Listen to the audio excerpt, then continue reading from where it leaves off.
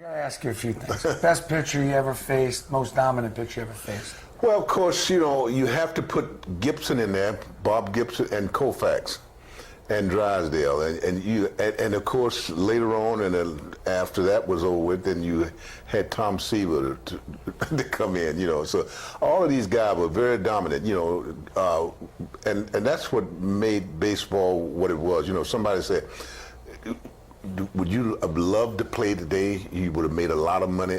Sometimes it's not the money, it's the competition, you know. You know, when you have to face pitchers like Gibson, Koufax, Drysdale, Tom Seaver, and all those guys, these guys was known not to go out there and pitch 4 or 5 innings. They were known to go out there and pitch 9 innings. Yes. And if they were ahead in the 5th or 6th inning, I always tell people that you probably could call your wife up and tell her to put dinner on the table because it ain't going to be long. Now, was there a pitcher that you loved to face because you knew you could, you know, or was there a pitcher you didn't like to face because you knew it wasn't going to be easy? Well, Drysdale was hard because if you didn't hit him, he hit you. I mean, and there was no time when the umpire walked out there and tried to separate you. You know, I mean, he would always dust you. No. Yeah. But you know, I got along with him pretty well. You know, in fact, I hit more home runs off Drysdale than anybody. But I got along with most of them pretty well.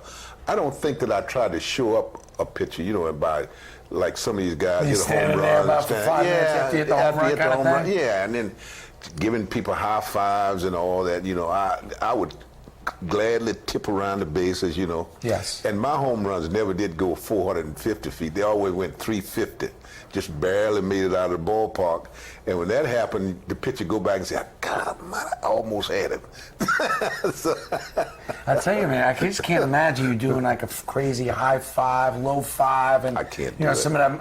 I mean, I think these guys work harder on some of their hand slapping than they do on maybe their game sometimes. I can't do that. It's amazing. Can you imagine you doing that? That's just showing up. You know, I see football players, you know, going in the end zone after running a touchdown. They got to do a dance. I mean, what? You showing up a guy? You know, I mean, you showing up somebody out there on the football field. Hello everyone, I spend a lot of time trying to get you guys nice videos, so please subscribe to this page and please subscribe to my second page. The link to my second page is in the description section. Thank you.